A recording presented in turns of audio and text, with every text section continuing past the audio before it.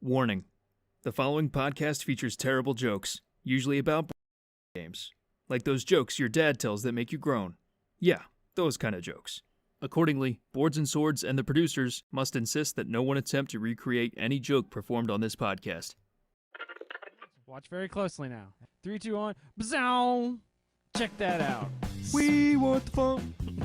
Gotta have that fun. Is it okay if it's okay if like when the bread touches the fries? Do I really want to just stand still and cast a lightning bolt? No, I want to avoid you and shove a lightning bolt across. I just crap my alien pants.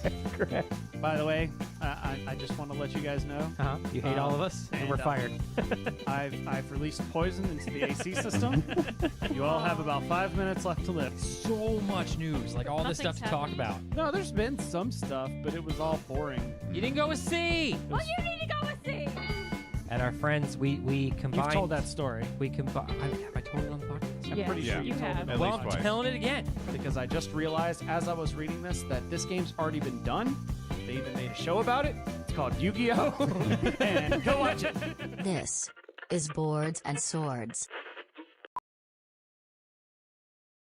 Oh, hey, I know this one. Yeah. Hey everyone, welcome to Boards and Swords. This is a podcast where we're talking about bad jokes, good folks, and some tabletop games as well. I'm one of your hosts. My name's Chris Renshaw, and I'm going to throw it over to not Phil over here. It's Mr. Shaun Pearson, formerly from the All the Bits podcast. I feel like I got to come up with it. Just call you. I'll just say, hey, it's Shaun. Shaun. Even though it says Shaun All the Bits on your Discord. It does. Yes. So, Yes. Philip. Hello. Thanks for having me again. I am not Phil. Yeah, he is not Phil. As Rusted Pete will put it earlier, who is not Phil? So basically, Philip is, and if I look distracted, it's because I don't have the news stories opened up. So I'm quickly trying to open them real fast. But Philip is on vacation, and by that I mean we took him to a farm upstate and we shot him. No, yeah, he is. That is a Shaun with a U, by the way.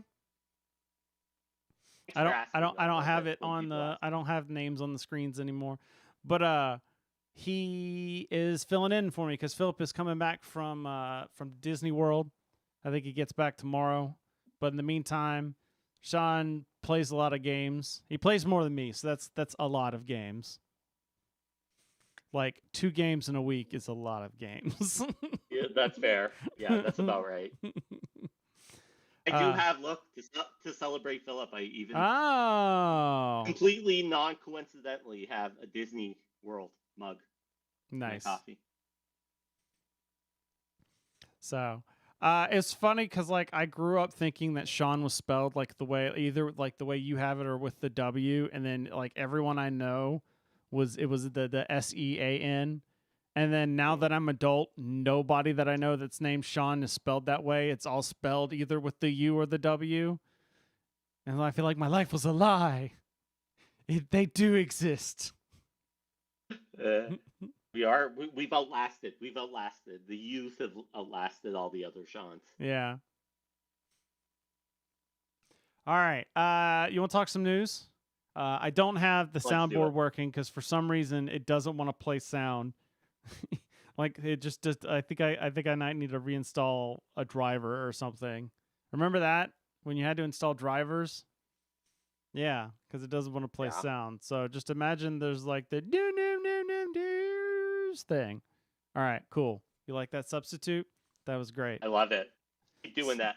So, are you really ready for all these bad jokes? I have a 5-year-old. I'm totally ready. Okay. This board game we're about to talk about has some in common with pants that have buttons down the sides. They're both rip-offs. Very nice. Very nice. So you'll see the link in our show notes, but I saw this over the weekend. By the way, I know last week we had like a crap ton of news, but this time it was very late. It's like last week was last time was like all the Eschenspiel stuff, And then now it's like, okay, we don't have to talk about anything till like November, or right around PAX Unplugged time. So, I mean, there were announcements. I like. There, it's like in the intro I have, where it's like there was stuff, but nothing interesting. I like how this is the episode you have me on, not the Essen Spiel one. This one. Well, did you go to Essen? I did not. Okay, then why would I have you on for that one? Because it's not just a bunch of mini things. Hey, we have a Phil in the chat. This is Phil from our 40K leagues in there. Remember when you had to set jumper pins on hard drives? Oh my God, you're getting too old, Rusted Beetle. I never had to do Masters and Slaves. Anyways, getting back to the news here. I saw this on my Twitter feed. There was a Kickstarter called Towering Perfection, which sounds like a game that I would probably back. But it turns out that it was a ripoff of another game that was in development called Flowering Heights. So if you look through the Reddit, or if you look through the Twitter thread and everything on here, and the Kickstarter has apparently been pulled down as of this point, but this person designed this game, had a play group and everything where he showed people this game, and one of the people in the play group is the designer of this Towering Perfection game, which basically they're alleging they took the game that they play tested, put a cat skin on it, and then put it up on Kickstarter and claimed it as their own. And I'm not talking like this is that type of game. Like, he alleges that it was like a 1-for-1, exactly the same, just with a cat theme on it. Everything else was exactly the same. So they ended up going through Kickstarter, and that's why it got pulled down. The other people are alleging that they didn't steal it. Plus, there's a legal argument of, can you even steal stuff like that? Because it's not like it's the game. They did slightly alter it, So there's a bunch of discussions there, but I don't know. There was a lot of the Towering Perfection Kickstarter. Like, they were doing their homework as far as like getting people backing, because like there were media people that did videos for this Towering Perfection game, and now it's not even on Kickstarter. At least it isn't right now. So I think this is going to be an ongoing story. But in case you just didn't know, and you're like, why did I back this game? And suddenly the Kickstarter got taken down, and suddenly people are being like, don't support this guy. Here you go. There's more information there. I'm tending to believe the designer friend, but I mean, then again, it's like I said, there's the moral question, and then there's the legal question. Why it might be legal, but it's definitely wrong. Yeah. Or it might not be. Yeah, it might not be illegal. Yeah, it might. Yes, I said it right. It might be legal, but it's definitely wrong. Yeah. Hey. Whatever. That sucks. All right, moving on. So, Catalyst Game Labs, they should have their next Kickstarter start on December 23rd. Then they could have the BattleTech Mercenaries of Grievances, because it's Festivus for the rest of us. I got a lot of problems with you people. That's if you didn't live in the 90s, you're not going to know that joke. No. So Catalyst Game Labs previews their new Kickstarter, BattleTech Mercenaries. So do you like big giant stomping robots?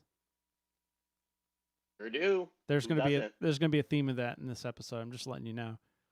So they officially announced that they moved it to March 2023. It was going to be later this year.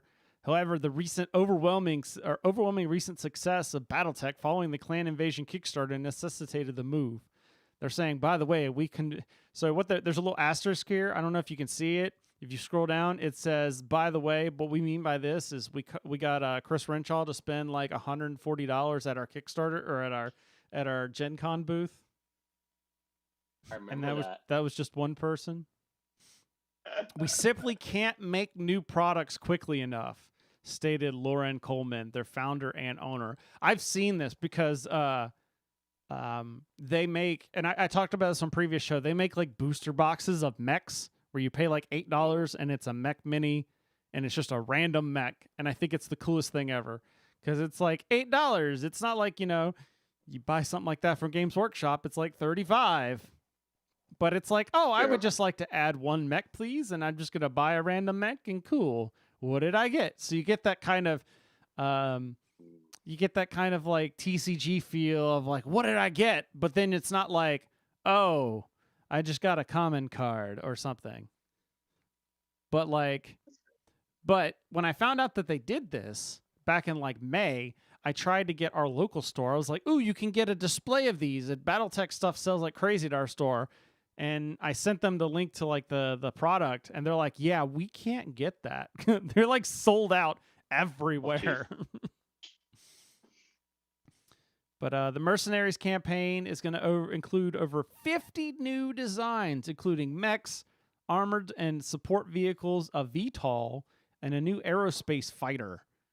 They intend to have all the new miniature sculpts completed before launching the next campaign in an effort to prevent long delays in production. The majority of work will be completed prior to its launch to limit delays in fulfillment. So when it says over 50 new designs, I want to know, does that mean like 50 new mechs? Because I doubt it. Because like all these mechs have been around since like the 80s. It probably is just like, hey, we made a new design for this pre-existing mech. Let me see if they actually have. Yeah, that's what my guess is. And then, oh yeah, here we go. We got some pictures here. Yeah, Rusted Beetle echoes what I was saying. They had a booth at Adepticon, which emptied out super quick. By the third day, they had nothing to sell. Yeah, it emptied out at Gen Con pretty quick, but when you have a coupon that's like half off your basic box, then yeah, that stuff's going to go super fast. Yeah, so some of these pictures are very similar to what I took pictures of at Gen Con. If I had time, I'd pull that picture up. But yeah, you can see some of the tanks and stuff here. And they got a couple of the other mechs there. But if you were looking forward to the new Kickstarter, like if you backed the previous Kickstarter, because I want to say the Clan Invasion one was probably like 2 years ago, and you're probably ready for new stuff, you're going to have to wait a little bit longer. So I have a question. Okay, go for it. This will be my one. So back in the day, like late 90s, I played the BattleTech TCG and used to read like the BattleTech novels. Is that the same universe as this? Yeah, so still going. So yeah. Still like well, cool. Every now and then they basically like restart the restart the timeline. Like they don't change anything, but they're like, oh, we're gonna release books now, starting for the Inner Sphere Wars, Succession Wars, and start doing and marching forward again in time. But yeah, especially because the license changed hands 500,000 times. And in fact, I think Catalyst has the license from Topps. I think Topps card games, the people that make the baseball cards, are the ones that own the BattleTech license right now. But yeah, it's the same stuff.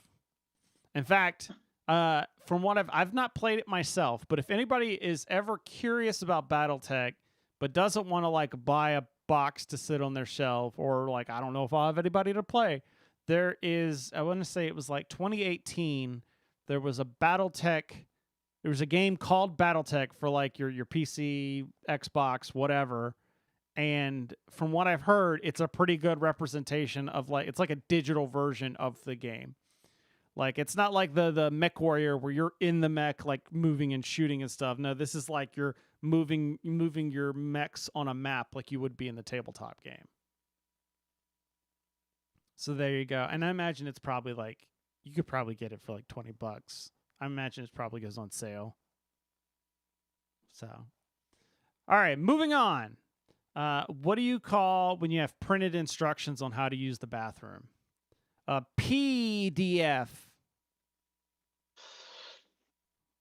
That is definitely a joke. So this is the level of how much news stuff I was able to find. Is like, Paizo announced a PDF price change, and I was like, screw it. Let's put it in the news. Mainly because Paizo's one of the, like, well, not the few, but Paizo actually does their PDF stuff right, where, you know, like, you can buy the book and you can buy the PDF, but it, you know, it's only like $10 and you get the PDF. Well, they're changing it. Inflation happens, you know, but it doesn't look like it's going up that much. It looks like it's just going up from like $9.99 to $14.99, which, considering a lot of the books, you know, they'll be like 300 pages. That's not a I still think that's not a bad price, you know? So, for many years, Paizo was I feel like when you start an article with "for many years," I feel like I have to get like a few years older.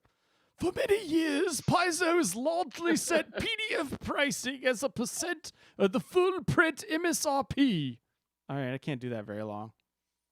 Your voices, you're gonna crap out. While this process worked well early on, the rise of digital goods and expressions.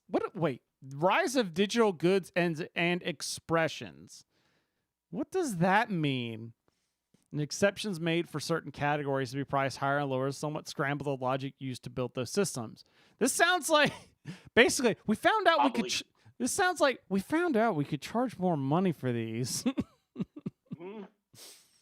Yep. So Yeah, Paizo right. will be changing prices in the following. You can click the link and it'll give you the descriptions. But I mean, I don't see the thing. But Rusty Vita lets us know BattleTech is $40, not on sale, but sales happen nearly constantly. So go to like CD Keys or something. You probably get it for like 25. But I do know that the sale, it's on my like wish list on Steam. So like every now and then it's like, this is on sale. Like I have like every, like just about every board game app on like my wish list just to keep track. Cause you know, every now and then Amazon or, Asmodee will do that. Like everything's $1 or, you know, like $5 or something. So, but I'm always getting like emails. It's like, this item on your wish list is for sale. So, all right. I'm reusing this joke, but I hope this next Kickstarter rings a Corvus bell. And that is, right now, if you heard it in the bonus bits, you heard me talk about this game a little bit. Warcrow Adventures. It's now on Kickstarter. I actually got to play this.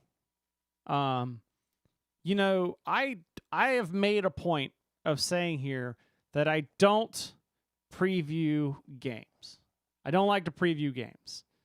I don't like prototypes. I don't like to do like, you know, like the unpub stuff. I don't like to do it because the reason I am a judge a book by its cover kind of person, where it's like, I've told people that they're like, oh, will you preview my game? I'm like, talk to me after the Kickstarter because that's going to change my opinion of the game.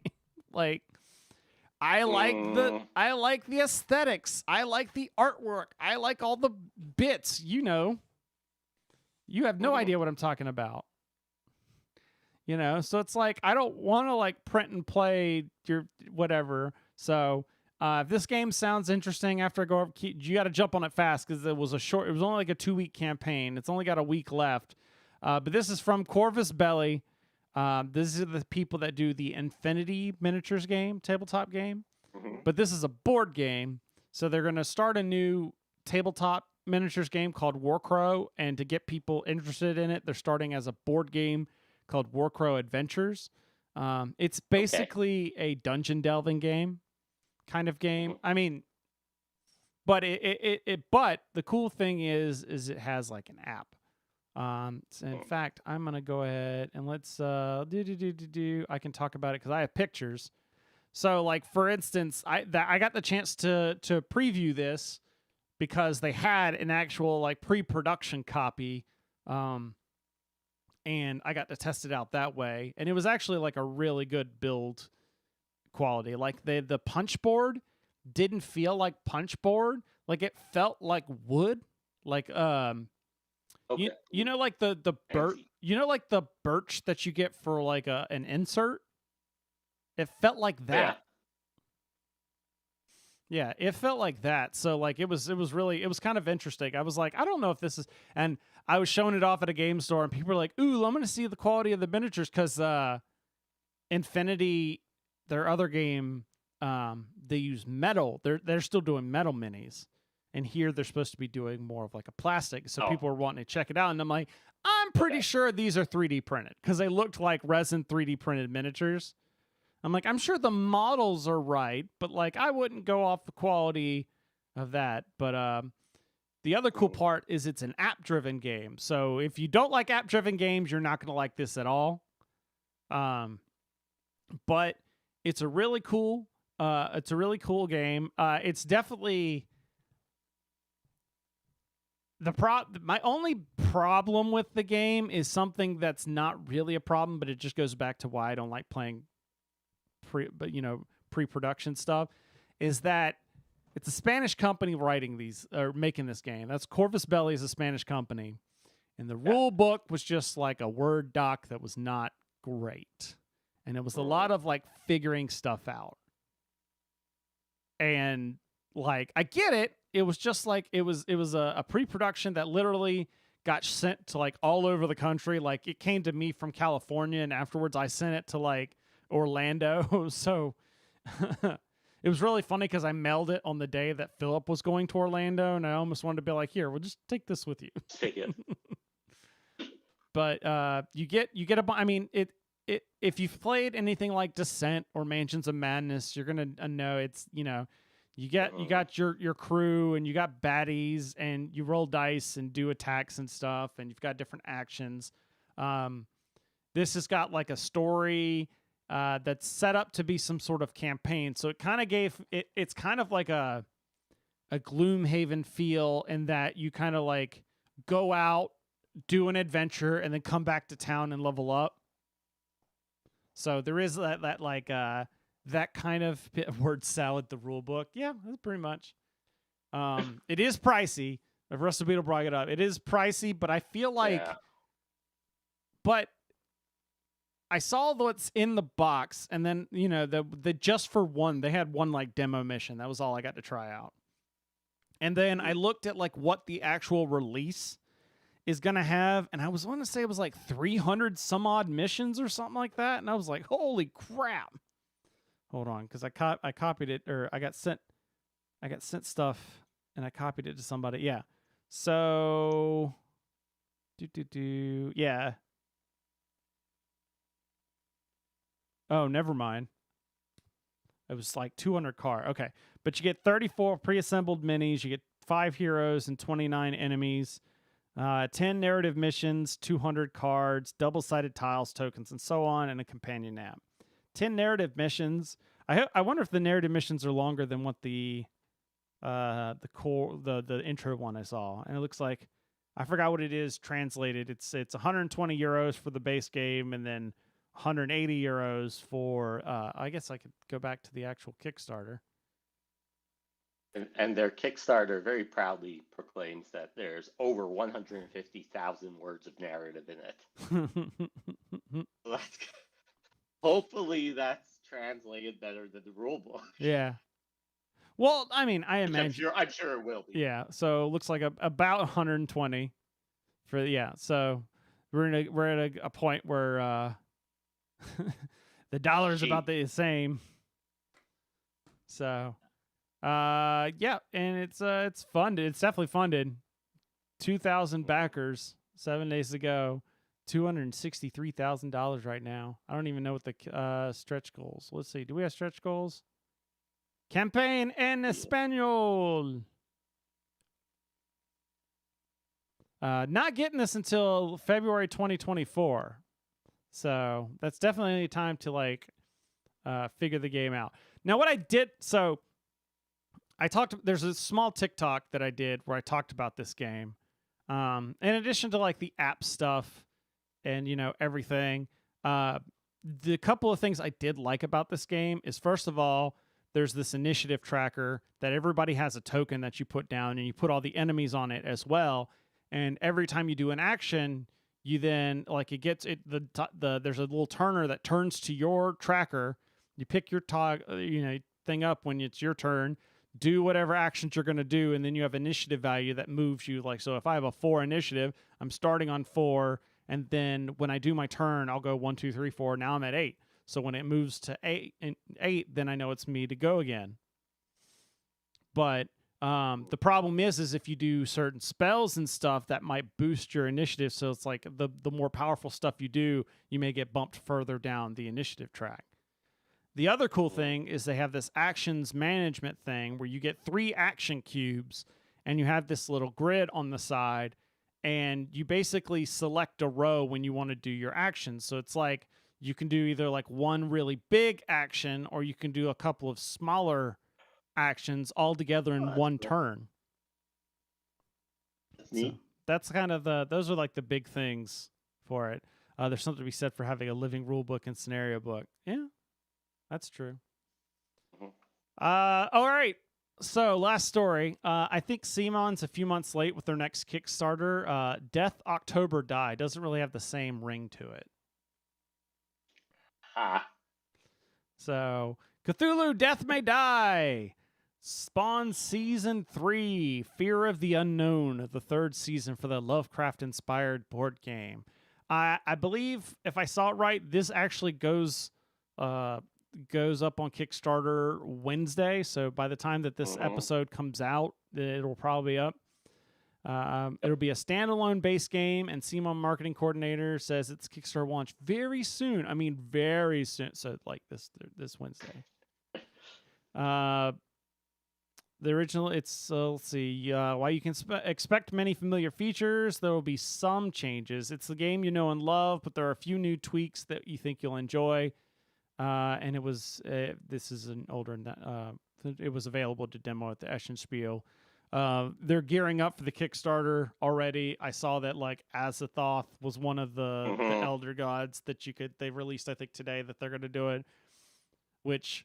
I was reading some of the comments, and everyone's like, isn't Azathoth the one that if it wakes up, everyone dies? So, like, how are you going to fight that? Because if he wakes up, then you're supposed to die. Game over. Yeah. But, yeah, so this game, have you played this game? The original game? I have. What did you think? I have. I loved it. I liked it a lot. I avoided it on Kickstarter. Yeah. I usually don't gravitate towards Cthulhu-y stuff, but I played the game and I really enjoyed it. And then I was very sad that I didn't back it because, like most of these CMON games, if you don't back it, then you're like, And this is one that you actually feel like all the extra, not all the extra stuff, but right. Some of these because like the extras aren't like, oh, here's another hero. It's like, here's more episodes and stuff. Exactly. Yeah. So I was like, I don't know if I want to pay. If I want to actually, you didn't want to go in for the giant Cthulhu thing. That No. I wonder what's gonna. Do you think they'll do another one this time? They've got to, because they've set a precedent with between that and then the Galactus. Yep, guaranteed. So maybe it's that Azathoth thing. It's just like if it wakes up, you just like crush your minis with it. You just set it on the table. Turns out this is a legacy game. That'd be pretty awesome, actually. They just have no. This is what you do. You just have like a figure with like a blanket on it, or like a sheet, a black sheet, and it like you get this. And you don't even say what it is, and everyone's gonna be like, "Oh my god, I want it!" And then they find out that's like, I'm supposed to crush my minis with this? What? And they'll still buy it and love it. Yeah, I really liked the game. I ended up getting rid of my copy only because it felt like a similar niche to Zombicide, and I just finished painting the Black Plague stuff, and I wanted to like actually have that. Like, if that hadn't been the case, I probably would have kept it. And the other fact that I also have a crap ton of Cthulhu games. Yeah. And it just felt like between those two things, this might not have ever gotten played just because, but I don't know. Part of me's... It definitely scratches a different itch, I find. It does, yeah. That Zombicide. Because Zombicide's more of like just like a straight dice trucker type thing. Right, but I was just talking about that cooperative like minis, yeah, laying out tiles and stuff. Yeah. That sort of thing. So there you go. Them's the news. Mhm. So before we get into before I'm gonna switch things up here. I normally talk about Patreon towards the end of the show, but most people have probably tuned out by that point. So I'm gonna talk about it now because it's my show, dang it, and I can do what I want. So this podcast is sponsored by people that probably did not enjoy me screaming at them. Go over to patreon.com/boards and swords. $1 a month. That's all we ask. $1 a month. You get bonus bits, which is just us rambling about various things. Last time we got to talking about Cookout. If you've ever been on the East Coast, and you got like the Cookout milkshakes, got to go give those a try. We usually talk about Marvel stuff, but Philip's like super behind on watching Marvel stuff, so we've not been having a chance. So Shaun and I are probably going to be talking She-Hulk after this because he's actually seen it. Yeah. So with that, that's it. There's other stuff. Don't worry about it. We just $1 a month. That's all we ask. You get the bonus bits. You know, we'll say your name. If you want me to make up bad jokes for you, sure, you can pay the higher stuff. And then all that money just goes to help pay for like domain name costs and stuff. So I think that's a great bargain. So yeah, we're not this big fancy operation that's we're gonna have a booth at Gen Con because of you. I mean, sure, if somebody wants to give us thousands of dollars a month, yeah, $5 a month and you get dice at some point. When I mail them out. I gotta order. Chessex won't email me back about the custom dice because I have a question. So, all right, I will say this. So when we were at Gen Con this year, Chessex had these really cool dice, that were like they had like. I think there was one that was glow in the dark where like you could like hold it up to the light and then like turn the light off and they would glow. But then they had other ones that had like a UV coating on it. So if you put a black light on them, they would have all sorts of like sparkles and stuff. And I was just like, can I get those? Can I get custom dice with those dice?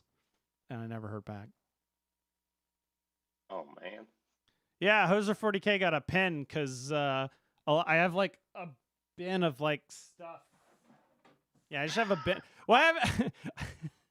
Over the years, you just get stuff. Yeah. And some of it's not even for like, it's for other podcasts. Like here, I have a golf ball for Frog Pants Studios. If anybody listens to Scott Johnson podcast. And then like, I have some like Cool Stuff Inc. like pop sockets. I'll just throw that. And then like, you ever get those like packs of promo cards that like the Game Trade magazine will come with and stuff? So I just keep a bunch of them in here and I'll just throw random stuff in there. So yeah, it's a little light because a lot of it's still in the bin that's over there that was for the 200th episode. I got to dump it back in here. But yeah, I'm like, well, if I'm sending, like, I don't want to just send a package with 2 dice in it. If I'm going to pay like, $3 for shipping, let me just shove it full of stuff. So I've got buttons from my old podcast. I'll throw those in there. The first podcast I ever did. I was like, I need to promote this. And I ordered like 200 buttons because it was like $30 for like 200 buttons. And I still have like most of those buttons. So the podcast hasn't been around for like 15 years, but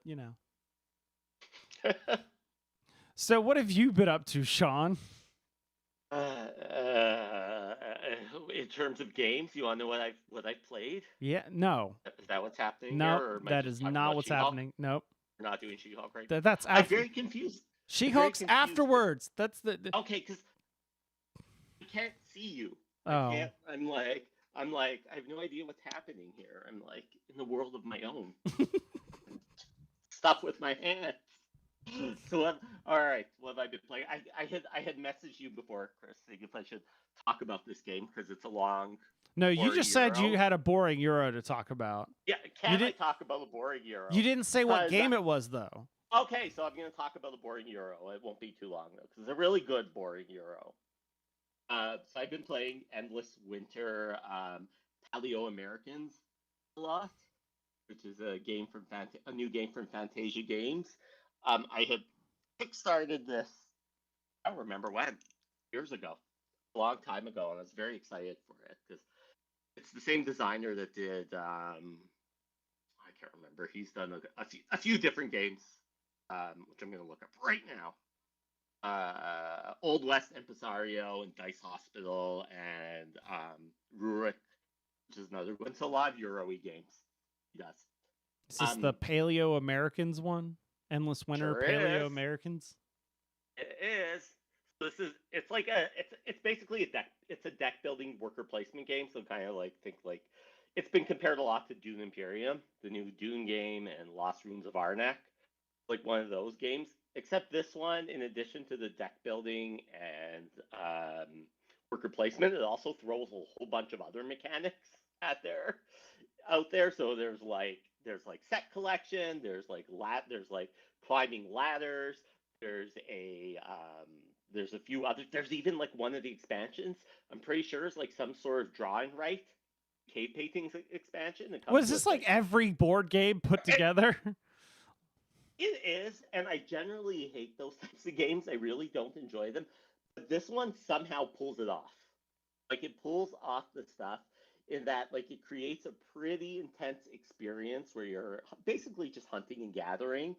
But it uses the deck building really well. It uses kind of the worker placement. You have 3 workers in it. So you only have 3 workers, and you only have 4 spots that you can go to with your dudes. But they have different progress. So the first person who goes to a spot will get 3 actions out of it, and then the next person will get less, 2 actions. So it only has the 4 spots, but it gives you a lot of bang for your buck in it.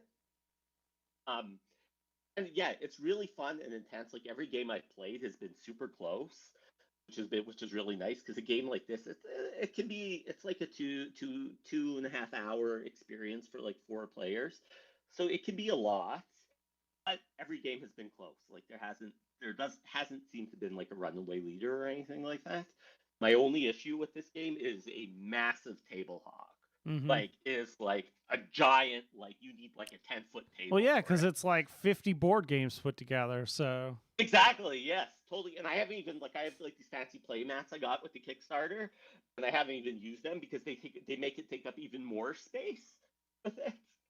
But aside from that, if you can make the space work, it's a really good game.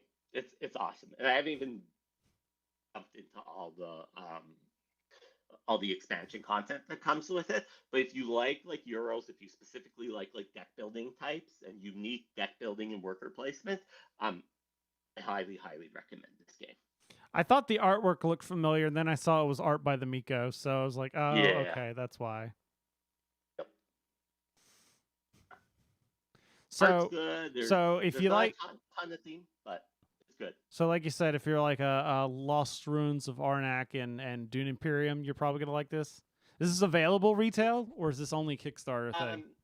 No, I don't know if it's out retail yet. I think it will be out retail. Different version, I think. But I think it will be out. Okay, because I've never heard of Fantasia games, so. Yeah, I think they're I want to say Spanish. No, Cyprus and Greece. Gotcha. And they've only done one other game. What was the other game? Sweet Mess. That sounds familiar. I don't know, not off the top of my head, but it sounds familiar. I think it was recently on Kickstarter. Or no, it was on Kickstarter before this one. I was about to say, that doesn't really work out. Yeah. No. Cool. Yeah. That's the big one I've been playing a lot of. Nice. I played. I managed. I got the Warhammer Heresy GIF in here. There just might be some Warhammer talk. But I play. I played some non-Warhammer stuff. I got to try out Descent. The third, but not the third edition of Descent. Was it Legends in the Dark, something like that? Mm-hmm. The big $200 cube thing. Mm-hmm. So I was demoing. So it was after I was demoing that Warcrow Adventures. I got basically told that I was forced to come play Descent with these people. They're just like, we're kidnapping you and you're gonna come play Descent, because I was like, oh, I hadn't played that yet. So it was pretty far in the campaign. So story wise, I don't know what's going on because it's all. But as far as the actual gameplay, it's pretty cool. I mean, it's about like what you would if you played any of the like. It's that same kind of feel of, you know, I have so many actions. I move. I want to attack. What's my attack roll? Number of dice. It is more like Mansions of Madness and those types of games where it's like you roll your attack and how many successes did you get, and you punch those into like the there's an app that's like, I'm gonna click the attack and then I'm gonna attack this guy. I did this many successes and it does this many attacks. But the way that, because it's got the app on there, it means that they can like hide and randomize the weaknesses of certain things. So you'll do an attack and you'll tell it what you attacked with, and it knows all the properties of that weapon, and it'll be like, oh, well, you attacked him with a piercing, and it turns out he's weak against piercing, so you did double damage. And then you're like, cool, now I know for the future that you know. But like the first time you hit it, you may not know what it's like weak or immune against. The terrain piece of this was actually really cool. I was kind of impressed by it because like it's not just, you know, you got these tiles laid down and then they got the little stairs, and I was like, okay, if we go up the stairs, then are we gonna like wipe the board and then put down the next floor? No, they have these little platforms that you do, and then you clip on the next tiles on top of these things, and you could just like, oh look, it's a functioning stair, and you know, you've got like a little second floor going over here. Because at first we saw that, well, the one we were doing, there was like this giant lava pit, and it's like, we're going to take a bunch of damage if we walk across that lava pit. I wonder where these stairs go. And, you know, you have one of the things you have in a lot of these types of dungeon crawling games, you've probably played some of them, is like, you know how there's always like a line of sight thing, like, can I see from here to here? Well, that's another place where the app comes in handy, because you click on, like, there's a line of sight tool where you click on where you are and it shows you where you don't have line of sight to. So it'll just like hash out anywhere you don't have line of sight. So that kind of, I thought that was really cool. So, and it looks like, and they were like, oh, we've been playing this for like 30 hours and they thought this was going to be like the last mission. So they're like, come play the last mission with us. And then it turns out that, nope, it just rolls into a next one. So it's like, I guess it wasn't the last mission. So there's definitely a lot of game in that box. But then again, like I said, if you don't like those app type games, I know some people do, then obviously you're not going to like this one. But if you do like some of those other ones, I have been seeing Descent. You can usually get it for like $80 now if you like wait for a good sale. So definitely worth it, especially at that price. And there's going to be a part 2 at some point they keep talking about, but they won't give specifics on. So the other thing I tried is I got the expansion to Fort. Ooh. Yeah. The expansion that I knew I had to get as soon as I heard about it, because it's the Cats and Dogs expansion. And of course, Fort has this like awesome, you know, like kitty artwork stuff. It's by the same team that brought you Root. And so Fort is probably my new favorite deck building game. Wow. Just because of the theme really comes out, and it's such a small, compact game, and it's one of those that's like, it's really simple to play once you like. It might be a little complicated. In fact, we hadn't played it in like a year, so it was a little complicated. We had to like relearn how to play. It can be a bit much in the beginning, just because it's the way it's a little different. But it also, what am I trying to say? Once you know how to play, though, it plays really quickly. And it also, I like that it has the feature where when somebody plays a card on their turn, you can potentially copy like one. There's like a private and a public action, and they can do both. But everyone else at the table can copy the public action if they have the right type of card to play. Like there's like 4 or 5 different suits of cards, and if you have one of those suits, then you could potentially jump in and do that action as well. Which also means you have to watch it like. I'm gonna play this card so I can increase my fort level, but it's also a public action for a fort level increase, which means anybody else is going to be able to do that too. So you have to be a little cautious about that. But and like the resources are pizza and toys, and they got the little pizza and toy like wooden tokens. So that's great. So and just the theme is super cool. Yeah. But then you get into the expansion. So what the expansion does is it comes with 2 modules, and we added them both in because I didn't realize it was 2 different modules until I started looking at the rules. But you can do that.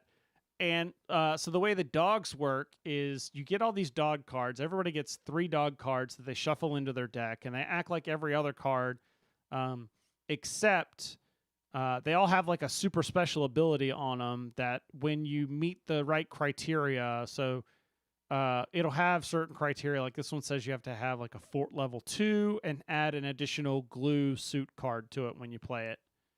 And so when you do that, you get to get a super cool thing, and then it goes in your doghouse, and whoever has the most dogs in their doghouse at the end of the game gets like 7 extra victory points or something like that. But unlike, so one of the big things about fort is any cards you have in your hand that you don't use, they go out in front of you, and anybody else can take them. And then at the end, when it gets back to your turn, you scoop whatever cards are left, and then they'll get put in your discard. Well, with the dogs, any dogs that are left that no one's taken, they get given to the person to your left. So they will not go back into your deck unless you use them to pay for stuff and other things. So that's really that was kind of cool. It just added a different dynamic. The only downside is like it made me, the way that the rules played, it made me think that like having a bunch of them was going to be like a really big deal. So I focused on that. And it turns out in our game, 7 points was just really not that many points when the winner had like 60 something. Ouch. To where like, because when you're playing the dog, you can't do any of your other deck building and engine running kind of stuff that you would in your deck. And I played like 3 in a row. So it was like 3 turns. I was just not gaining anything. And I probably could have gotten a lot more point. I shouldn't have been like hardcore focusing on it. It should have been just something in the background. So, but the cats are kind of cool because they're adorable, and I was telling there was 4 of them that were out because it's like 1 for each person that's out, and I was telling which one of my cats were them because there'd be like there's like the terrified cat, and there's like the cat that's like the prince, and then the cat that's like digging in the trash, and you know. So I'm like, oh, this one's definitely Winchester, and this one's definitely Serenity, and all that. But the way the cats, you have enough cats to make up for it anyway. Yeah, exactly. You can have 1 for each one, yeah. So the way the cats also have special abilities, but the way the cats work is they come chill in your yard if like, so when you've got your yard and they've got different suits in the yard, like the different cards have different suits. There's like book, there's like a crown, there's glue, there's squirt guns, and some of the other ones. And it'd be like, oh, if you have 2 glue cards in your fort, then in the yard, then the cat wanders over. But what that means is that if somebody else does that condition, the cat wanders away and goes to their yard as well. So it's like it was really thematic. Because the cats are constantly like roaming around and moving around everyone's yard. The downside is that if you're not paying attention like we were, and then somebody gets all the cats in their yard, and then they got like 6 to 9 points, or I think it was 6 points. But so if you like fort, it's basically just more fort. You know, it's that same theme. Those are the best expansions. Yeah, It's not, but it's not adding more it's adding new stuff, but it's in like the same kind of vibe to where you're expanding. You got a couple other victory condition kind of things, but it is just a little bit more variety. But it's the same kind of feel. It's not changing the core of the game that much. They're just kind of little add-on things that you have to deal with. Like the hardest part was us remembering how to play Fort. That was it. Once we did that, and it's like, oh, the dogs do this and the cats do this, and we're like, oh, okay, cool. So if you really know how to play Fort, the dogs and cats are going to be like no problem learning how to play. You're good. In fact, it really just made us want to play Fort more, so we weren't having to relearn it every time. Yeah, that's good. That's the best. That's the best way Yeah. to not have to to keep those games fresh. And then there was some Warhammer happening. Obviously. Yeah. So I have decided my new army for our new crusade is Imperial Knights. So I've got all these these big stompy boys here, and I started painting them, and then I redid it and followed like a thing I found online. So like all the metal looks so freaking cool. I am so happy with the way like the metal bits turned out, and I followed it for the eyes. The eyes just have the eyes are just so good, considering I usually screw up eyes. And it's one of those, like, if you zoomed in far enough, like if you had the model right here, you could see all the mistakes I made, but when it's sitting on the table, it just doesn't look like it. So it just looks super terrifying, kind of. Here you can see, this is where the three, because we started off at a small point scale, like 500 points. It's called a combat patrol. And that's where our first two games were played at. And so I was mainly playing with these guys. So I've decided to go with so they're knights in multiple sense. Like they actually are knights. Like they have a code chivalric, and the big knights are all sirs, and these are little armiger guys. They're almost like squires, kind of. But I since they're of a royal or noble house, and their house Raven, I decided to make them all be bird pun names. So my big warlord dude, which is the big red dude I used to have here in the background, he is Sir Cardinal North, because north is a cardinal direction and cardinal bird. And then we have the mallards here. We have Hubert, Davis, and Lewis. Otherwise known as Huey, Dewey, and Louie. Very nice. Yeah. And then I think I got to toss up. I'm thinking I have another one of the big knights I still have to build, and I think I'm gonna call him Sir James the Blue. So it's a blue jay. Ah. Yeah. That's a sports ball reference. Well, no, it's a bird. Not because you're doing it. Oh. It's a bird. It was a bird before it was a sports ball. I think the bird was around first. Probably. You and your Canadian sports. Canadian sports ball. We don't talk about that team though, so it's fine. Yeah, so I've played 2 games with the Knights so far, and I've lost both games. Good job. Yeah. The first game I was really focusing on an objective because it gave me some extra points. So I kind of almost purposely lost this first game because I needed to get an objective to like score extra points. And then the second game I was playing against these other they're called Gene Stealer Colts. They're basically have you ever played StarCraft? Have. Okay, they're basically Zerg infected humans. Zerg. Okay. Yeah. So, but he had these like mining lasers that like almost one shot these dudes. They have like a crap tons of armor, but like he just basically like blew them almost up completely in like 1 or 2 shots. Nice.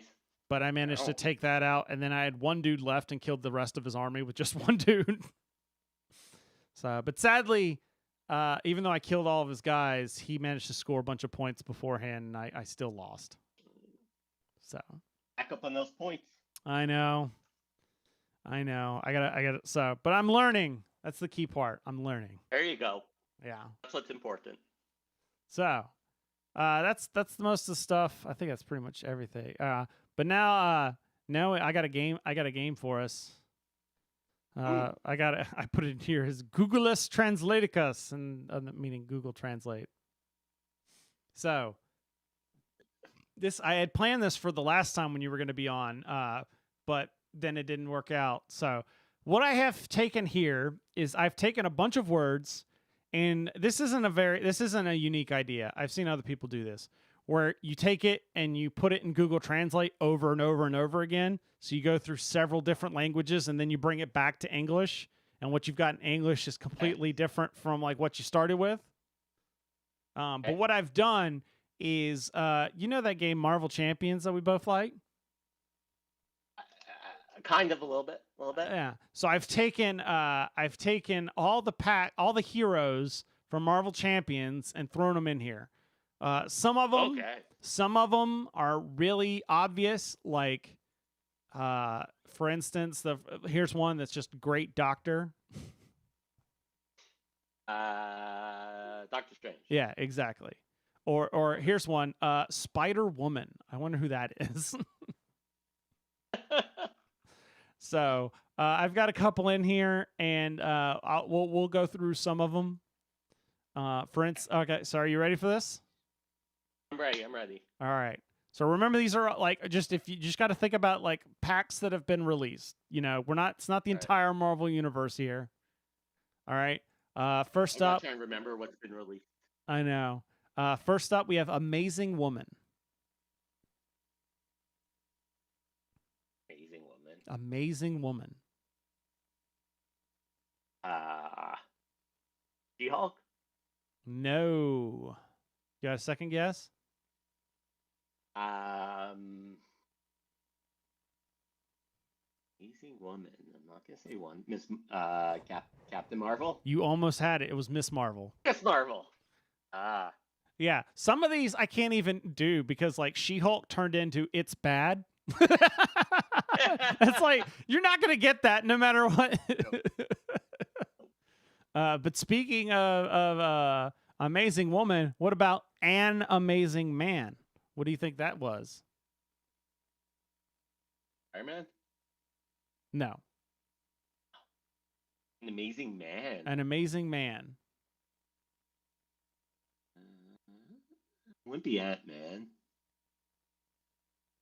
You got to think about translating, like what words could get mistranslated over and over. Every word. Yeah, it was Amazing Man. It was Captain Marvel because Marvel, amazing. Oh, see, I was stuck on the man. Yeah. Oh man. How about Corner of the Eye? Cyclops. No, I actually didn't put the X-Men on here. No, it's Hawkeye. Hawkeye. Oh, that makes sense, I guess. Okay. Here, I'll throw. How about Hermes? Really hard. Hermes, like the Greek god. Hulk. Who was Hermes? I don't know. Who was Hermes? He was the messenger for the gods. He did one thing. He ran fast. Oh, Quicksilver? Yes. I didn't know that. Wow. What about Look This? Invisible Woman? That has not been released. Oh.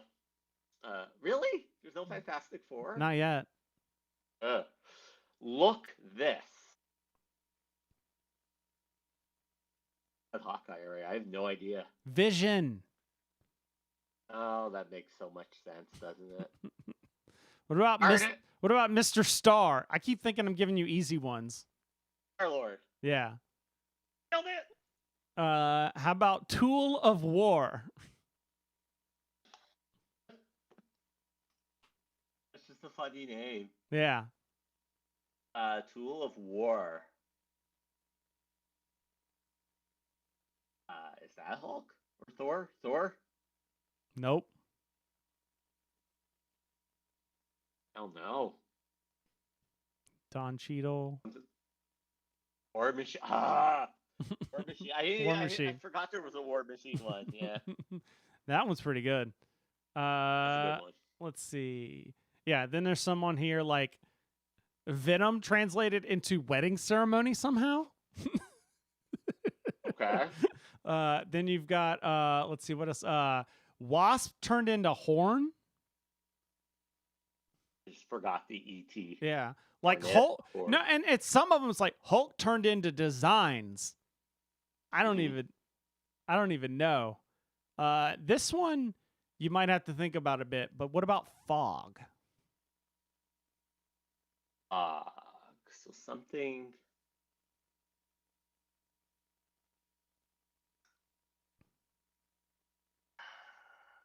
Fog. Hey, watch your I language. don't know. You might say it's a bit nebulous in the fog. Okay. It's a nebula. Okay. I didn't realize. Yeah. That makes sense. Okay, yeah.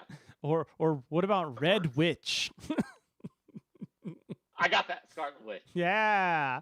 Or there's one that's Adam is a wizard. Warlock. Yeah, Adam Warlock. Nice. Yeah. Yeah. And then just Journey. Ernie. Yeah. This is an easy one, isn't No, it? it's not. This one's not Oh, an it's easy not. one. This is another. I don't know how they got the but I just wanted to see. I have no idea. That was Thor. Uh, And so Okay. I don't know how they got that. And then last one, how about New Star? Nova. Nova. Right. There you go. Yay. That's like a 25% rate? Yeah, about. I'll take it. Yeah. So yeah, I have to rotate through game shows because I suck at making them, so I have to like keep coming up with good games that sound great on that work in audio formats only. Although over the weekend I just managed to get access. So have you seen the DALL-E, the AI thing where you can put in like a phrase and it makes a picture? Yeah. So there's the popular free one that's the DALL-E Mini that just it does random stuff, but there's the DALL-E 2, which is the one that like you have to get put on a wait list for because it uses so much. You're only given like so many credits a month, and you can buy more credits or whatever. And that one's like the really good one. And I finally just got access to that. So Okay. that might turn into Cool. I was thinking at some point that might be where it's like what's it called? Where like I give it a board game cover and like or Do describe Yeah. describe Yeah. a board game cover and have it go into it. Okay, cool. Here, let's see. Be Can a I good one. let me see if I Can't can see what you're doing. I have no idea. Yeah. Hold on. I'm just trying to see if I can get it logged into it real quick. I didn't plan on this, but the game went really short since it was not great. That was a good game. It's just, I suck at it, so I just like whatever. Let's get on. What's next? If this doesn't work, we'll just go ahead and end the show, but hopefully maybe. Haha, got it. Here we go. Oh, I want to see So, all right. Well, you just have to bring up the stream. All right. So I need a detailed description. So chat room can help me out with this. All right. I'm gonna pick, and there's filters in here, so I don't have to worry about anything like gross. But let's. Do you want me to? I mean, I've got Fort right here that we could describe the Sure. box to Fort. So Go for it. let's say comic book style children playing with toys and the word font or fort. So there we go. All right, I'm gonna hit generate, and keep in mind that whatever comes up is completely made up. It's an AI that's managed to draw this itself for collaborating a whole bunch of stuff. Oh, it's so good. Oh, that's so good. So we've got like first up here, we've got I was hesitant against putting the word fort in there because I wasn't sure if it was gonna do it. But we've got the first up, we've got a I'm gonna put all I gotta put all these in the show notes. So we got looks like the bunch of kids standing on giant building blocks that have got letters on it, and it's got the word fort in the background. And then let's see what's there. And we've got looks like they're playing. I don't know what there's writing on these like blocks here. It's another building blocks kind of thing, but this one's got kind of like a comic book font fort in there. And then there's these kids doing something. One looks like he's like taking notes. This guy looks like he's crawling around on his hands that look like feet. And this girl's like patting him on the back, being like, "It's okay, bud. I'm sorry you have feet for hands." And then there's like these blocks remind me of hopscotch almost, something like just the stylized part of it. Then we've got, let's see what we got. Then we got looks like the mom hiding behind a fort with the kids playing in front of it. That one's not so great. And then we've got fodder. where it's written as fodder in the background, and then it's kids playing on it really stuck with the building blocks. What did I say again? Playing with toys and the word, well, I said playing with the word and the word font or fort. I keep wanting to say font. Maybe that's why. But yeah. So this might have to be a thing in the future. I only have so many credits, but I feel like that's going to be worth it. So I will make sure for you audio folks, I'll put those in the show notes so you can at least see that and put that in. It's pretty sweet. Yeah. So in the meantime, if you want to hear Shaun talk about like speech stuff, then you could probably see him at do you still do stuff at I guess we haven't really had a convention or you haven't been to a convention since I haven't. Since the show ended. I do though. Yeah. When I go to conventions, Gen Con, Origins, PAX, etc., you can usually find me doing some sort of seminar or workshop on using games for communication because I am a speech language pathologist in my day job. And sometimes find me on the Twitters at Shaun_SLP, posting stuff about games and that's Shaun with a communication. U. That's Shaun with a U. With a U. Mm-hmm. All right. I don't have the stuff to do it, so I will just read it out. That wraps up this week's show. Thank you guys, everyone that's been here in the chat room. If you want to watch the show live, we record every other Monday, so 2 weeks from today. Boardsandswords.com/live has the schedule and the links to all of our live streaming channels. Philip will be back next time, and he'll be talking about any Disney stuff. That might be more and bonus stuff. And in the meantime, send us feedback. You can email us, feedback@boardsandswords.com. I'm on Facebook at @BoardsAndSwords, @BoardsAndSwords. Chris on Instagram and on Twitter @BoardsAndSwords. Boardsandswords.com has links to everything else, like the Patreon. Check it out. Help support the show. And we will be back in 2 weeks for another episode. In the meantime, remember that every gamer's got a story, and I wish Philip were here because maybe then the soundboard would work. But I've got not Phil.